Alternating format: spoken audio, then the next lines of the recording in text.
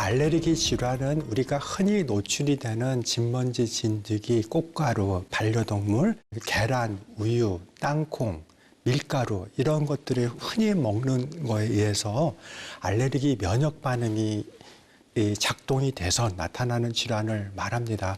흔히 보통 사람들은 정상인들은 이런 물질에 노출이 돼도 아무 문제가 없습니다. 몸속에 외부 물질이 들어왔을 때 맞서 싸우는 면역세포들은 마치 군인을 떠올리게 하죠. 침입자가 발생했다는 신호를 받은 면역세포들은 즉시 전투 태세에 돌입하는데요. 치열한 전투를 벌이다 보니 염증도 발생하는데 문제는 과잉 반응. 이때 관여하는 면역세포가 있습니다. 비만세포는 이 알레르기 질환의 아주 핵심적인 세포입니다. 근데 이렇게 비만세포가 이렇게 살찌는 거랑은 이렇게 연상을 시키면은 이거 잘못된 겁니다. 이게 비만세포는 현미경으로 이렇게 이 세포를 보면은 다른 세포하고 달리 통통하게 이렇게 살쪄 있는 세포입니다. 그래서 면역학자들이 처음 이 세포를 접하고는 굉장히 놀랐어요. 왜 그러냐면은 자극을 하면은 반응이 바로바로 순식간에 나타나는 그런 굉장히 화끈한 세포거든요. 그 이유가 뭔지 이렇게 조사를 해봤더니 비만세포 내에 강력히 알레르기를 유발하는 물질들이 가득 차 있습니다. 알레르기 유발 물질이 그 비만세포를 자극하게 되면은 바로 한 5분 내에 막 증상이 나타나는 거야. 먹었다든지 했을 때 5분 내에 나타나든지 아무리 늦게 나타나도 30분이면 대부분 다 증상이 나타납니다. 원인 물질에 노출됐을 때 피부에 발생하는 두드러기나 재채기 같은 반응이 즉각적으로 나타나는 이유죠. 비만세포는 우리가 전신에 다 있는 거예요. 피부에도 있고 기관지 점막에도 있고 그다음 장 점막, 위장관 점막에도 있고 근데 코에도 있고 그러는데 이런 노출이 됐을 때 전신에 다 있는 비만세포가 다 활성화될 수가 있습니다. 비만세포가 활성화되면은 피부에서 보면은 피부에 있는 모세혈관이 확장이 됩니다. 그래서 그 모세혈관 밖으로 혈장이 나가서 부종이 생기는 거죠. 그래서 특히 입술, 눈꺼풀에는 이게 탱탱 이렇게 그다음에 코에서는 이게 혈장이 혈관을 밖으로 나가서 콧물이라든지 재채기 이런 것들을 잘 유발을 하죠. 또 다른 축이 뭐냐면은 서서히 나타나긴 하지만은 기관지가 좁아졌다든지 아토피 피부염 같이 장시간 지속이 되는 염증 반응을 일으킵니다. 알레르기는 즉각적인 면역 반응 외에도 아토피 피부염처럼 재발이 잦거나 반복적으로 기관지가 좁아지는 천식과 같은 만성 질환을 부르기도 하죠. 돼지고기를 먹으면 희한하게 온몸에 두들기처럼 확 번지는 게 많이 나왔었고 새우 이렇게 꼬리를 뜯을 때 제가 혹시 입으로 뜯다가 입술에 그 꼬리가 닿았다 그러면은 눈이랑 입술이 이렇게 부어오르거든요.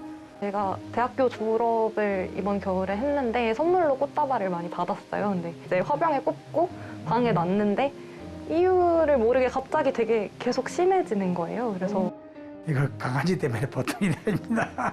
이쁘긴 이쁜데 계속 눈을 비비다 보면은 눈이 안쪽으로 이물질이 들어가지고 막 안까지 가가지고 그런 현상이 자주 일어났죠. 고양이랑 있으면 그날은 하루 종일 콧물이 나고 눈도 많이 가렵고 잠도 잘 못 자고 재채기도 많이 하고. 알레르기를 일으키는 유발 물질은 사람마다 차이가 있습니다.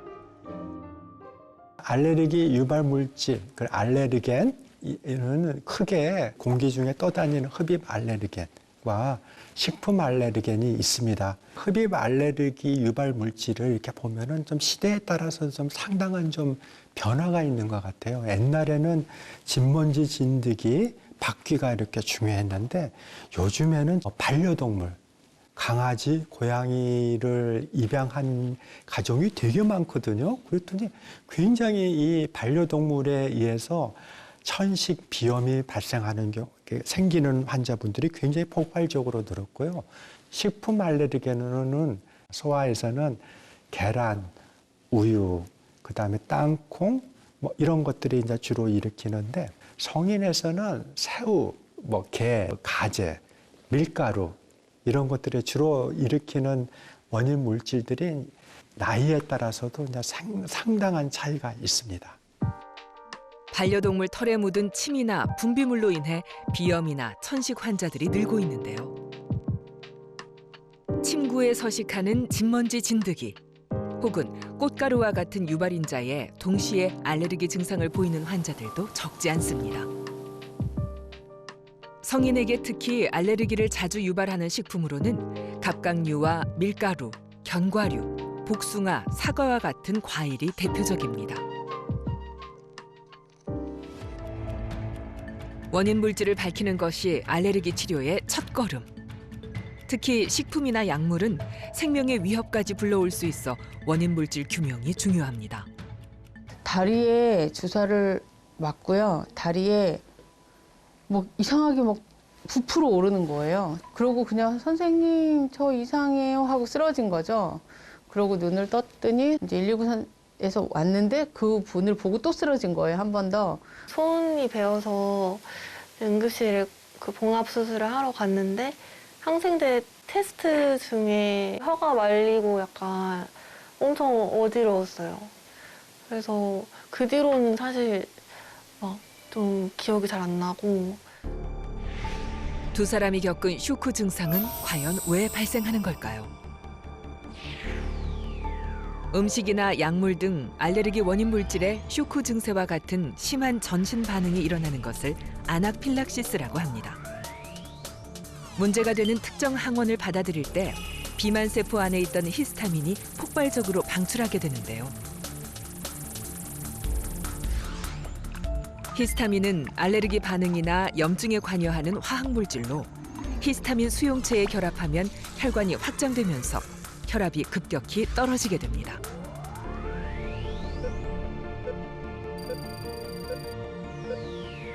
또 혀나 목젖이 부어오르면서 호흡곤란이 발생할 수 있고 기관지 수축이 심해지면 의식을 잃고 사망에 이를 수도 있습니다. 아나필락시스는 단 몇 분 내로 급격하게 일어나기 때문에 감지되는 즉시 에피네프린을 허벅지에 자가 주사하고 10초간 유지해야 합니다. 만약 의식을 잃은 환자를 발견했다면 119에 즉시 신고하고 평평한 곳에 눕혀 안정을 취하게 해야 합니다. 주사를 맞자마자 쇼크가 났다든지 뭐 땅콩을 먹자마자 뭐 의식을 잃고 쓰러졌다. 알레르기가 아주 예민한 사람들은 아주 소량만 먹어도 이게 전신에 퍼질 수가 있거든요. 두드러기가 아주 전신에 나타나든지 그리고 혈관이 확장이 되거든요. 그럼 혈압이 확 떨어지면은 뇌에 혈액이 흐르지가 않는 거죠. 그래서 그냥 의식을 잃고 쓰러지기도 하고 기관지가 확 조여지거든요.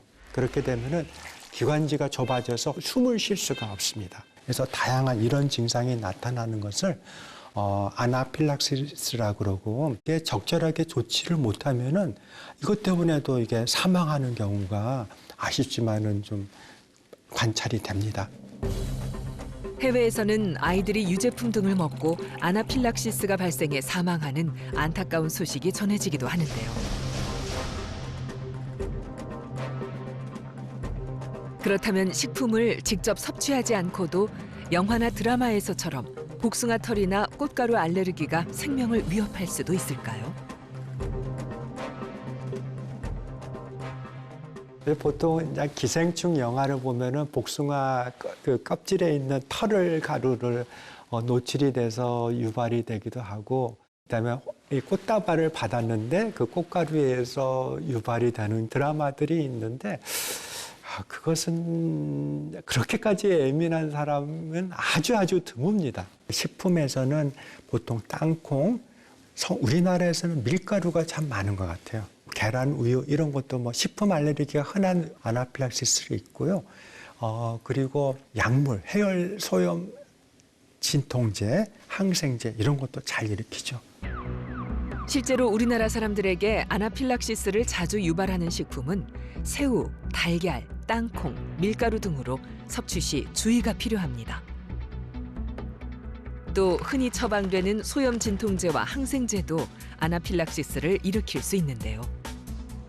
황별이 씨가 바로 그런 경우입니다. 손을 베어 치료받던 중 갑작스런 쇼크 증상이 나타난 것이죠. 피부 반응 검사 보니까 그 페니실린계하고 세파계 다 양성이 나왔어요. 항생제가 맞아요. 그래서 제가 카드를 하나 만들어 드릴게. 그래서 어떻게 되냐면은 이름이 있고 여기 어떤 약물에 대해서 아나필락시스가 발생했다. 그래서 안전한 약이 뭐다 이렇게 적어 드릴 테니까 이게 항상 가지고 다니셔서 이 약물 알레르기는 피하는 수밖에 없어요. 그러니까 아예 계통이 전혀 다른 항생제를 쓰셔야 돼요. 약국이나 아니면은 다른 병원에서 약을 처방받을 때, 약을 살 때 항상 보여주시고 겹치는 약이 없는지 확인을 하셔야 돼요. 약물 안전카드는 응급 상황을 대비해 가족끼리도 사진을 찍어 공유하는 게 좋습니다. 아나필락시스를 방지하려면 원인을 알고 회피하는 게 가장 중요합니다. 하지만 아나필락시스가 한번 발생했다면 에피네프린이라는 자가주사를 처방받아 사용법을 알아둬야 합니다. 에피네프린의 효과가 뭐냐면은 혈관을 수축을 시키고요. 그래서 혈압을 올려줍니다. 그리고 또 기관지에 있는 평활근을 이완을 시켜줘서 숨구멍이 뻥 뚫려주게 만드는 효과가 있어요. 숨을 쉴 수가 있게 만듭니다. 아나필락시스 병력이 있는 분들은 사실은 또 재발할 수가 있는 거거든요. 항시 휴대하고 다니셔야 됩니다. 알레르기 삼총사로 불리는 천식, 비염, 아토피 피부염 환자들은 지난 20여 년 사이에 급증했습니다. 특히 비염은 폭발적인 증가세를 보였죠. 보통은 한 전체 인구의 한 4분의 1이 알레르기 질환으로 이제 고생을 하고 있고요. 한 50년대, 60년대는 거의 보기가 어려웠습니다. 그렇지만 굉장히 흔한 병이고 꾸준하게 증가되어 있는 상황입니다. 기본적으로 우리의 생활 패턴이 좀 많이 변한 것도 좀 중요한 원인이라고 생각을 합니다. 알레르기로 고통받는 환자의 급증은 세계적인 추세인데요. 산업화된 국가일수록 더욱 두드러집니다. 이 전 세계적으로 알레르기 질환이 나타난 게 언제냐면은 19세기 초부터 이게 조금씩 기술이 된 거거든요. 그래서 왜 최근 들어서 이렇게 알레르기 질환이 늘었는지 너무나 흔해 빠진 질환이 돼버렸거든요. 근데 그게 설명하는 방안으로 위생 가설이 나왔습니다. 이렇게 보면은 전에는 다 농사 짓고 뭐 소, 돼지 키우고 근데 그러는데 요즘에는 뭐 깨끗하게 살잖아요. 이런 백신도 맞고 항생제를 사용하고 그래서 해서 바이러스, 박테리아 감염도 줄고 그렇기 때문에 알레르기 질환이 많이 늘어났다라고 이야기를 하고 있습니다. 위생 가설은 시골보다 위생적인 도시에서 유병률이 높다는 결과를 비롯해 활발한 연구가 진행 중이죠. 알레르기는 현대인이 맞닥뜨린 숙명일까요? 원인 물질도 한둘이 아닙니다. 사과 같은 거를 그냥 한 입만 깨물어도 목 안이 붓는 알러지라서 숨을 못 쉴 수도 있는, 여름에 수박을 먹는다던가 그런 거를 못 하니까, 그리고 뭐 견과류, 아니면 꽃가루 알러지, 여러 가지 알러지가 다 있는 걸로 알고 있고요. 돼지고기, 사과, 복숭아 이렇게 먹는 것들이 있고, 꽃가루 알레르기도 있고, 먼지에도 알레르기 있고, 돼지고기 좋아했는데 못 먹으니까 부풀어 오른다고 해야 되나? 약간 되게 작게 모기 물린 게 여러 개 있는 것처럼 그런 식으로 올라오는 경우가 많고, 심해지면 온몸으로 이제 퍼지고. 호두나 아몬드 이런 거 조금만 많이 먹으면 피부로 바로 올라오고, 복숭아 같이 과일에 이제 털이 조금 있는 과일들 먹으면 또 똑같이 알레르기 증상이야. 당혹스러운 건 원인 물질이 하나 둘 늘어갈 때입니다. 남들은 아무렇지 않게 먹는 식품들이 왜 문제를 일으키는 걸까요? 성인에서 가장 많은 식품 알레르기는 사실 과일 알레르기죠. 근데 이제 과일 뭐 사과, 복숭아, 뭐 자두, 키위, 망고 이런 과일 알레르기의 그 대부분은 사실은 이 과일 자체보다도 이 꽃가루 성분하고 과일 성분이 비슷해서 나타나는 교차 반응에 의해서 나타나는 경우가 많습니다. 그래서 이런 봄철 꽃가루 알레르기가 심한 환자분들 같은 경우에는 못 먹는 과일이 하나씩 이렇게 늘어나는 경우가 있습니다. 알레르기 교차 반응은 인체의 면역 체계가 한 물질에 들어있는 단백질을 다른 물질에 들어있는 단백질과 유사하다고 인식하면서 발생하는데요. 따라서 교차 반응 물질을 알아두면 도움이 될 수 있습니다. 먼저 자작나무 꽃가루 알레르기는 사과, 배와 같은 과일에서, 또 복숭아는 사과, 자두, 체리에서, 새우는 게와 가재에서 교차 반응이 나타날 수 있습니다. 한편 만성 두드러기 등을 유발하는 식품 알레르기는 원인 물질을 피하는 회피요법이 가장 우선입니다. 우리나라는 우유, 땅콩, 밀가루, 돼지고기 등 알레르기 유발 물질 22종을 지정해 관리하고 있습니다. 가공식품의 원재료명을 표기하도록 돼 있어 꼼꼼히 확인하는 것이 중요합니다. 하지만 국물 요리에 재료가 섞여 확인이 어려운 경우가 있어 주의가 필요합니다.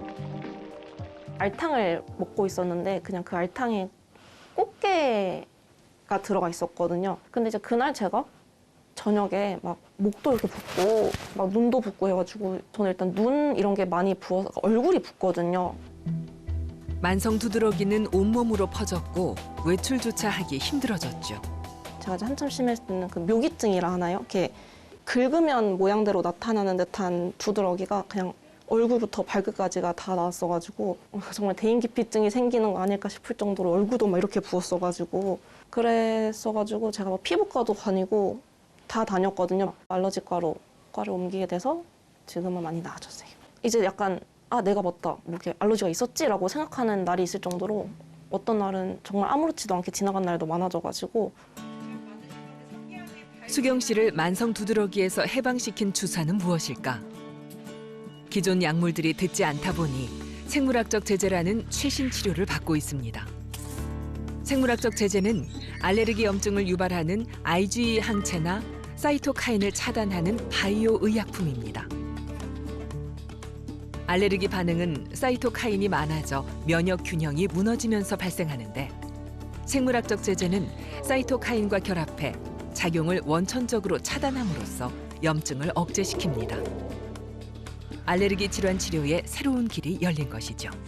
최근에는 항체 치료라고 그 바이오 생물학적 제제 항체 치료법이 이제 도입이 되어 있는데요. 알레르기 질환에서 전통적으로 사용하는 약은 항히스타민제라든지 스테로이드입니다. 이것은 그냥 공장에서 합성하는 거예요. 그냥 이 케미칼을 합성을 하는 건데 알레르기 면역에 관여하는 IgE라든지 그 알레르기 유발 T세포의 기능을 차단하는 항체 치료는 이 단백질입니다. 이런 항체 치료는 이제 기본적으로 전에 쓰던 치료법과는 전혀 다른 방식의 치료법입니다. 그래서 아토피, 피부염 같은 경우에는 굉장히 드라마틱하게 좋아지고요. 그다음에 중증 천식, 만성 두드러기도 이 항체 치료를 하게 되면은 이게 약물로 조절이 안 되는 심한 환자들도 다 좋아지는 그런 성적을 이렇게 보고하고 있습니다. 효과는 굉장히 좋은데 이게 단점이 뭐냐면은 비싸다라는 게 큰 단점입니다. 그렇다면 생물학적 제제 주사는 얼마나 자주 맞아야 하는 걸까요? 또 효과는 얼마나 지속될까요? 생물학적 제제는 뭐 약제마다 효과를 나타내는 기간이 좀 상당한 차이가 있습니다. 그렇지만 평균적으로 보통 한 달에 한 번 정도 이렇게 하는데 또 한 달 지나면 약효가 다 떨어집니다. 꾸준하게 하는 거지 한두 번 맞았다고 이게 뿌리가 피고 그러지는 않습니다.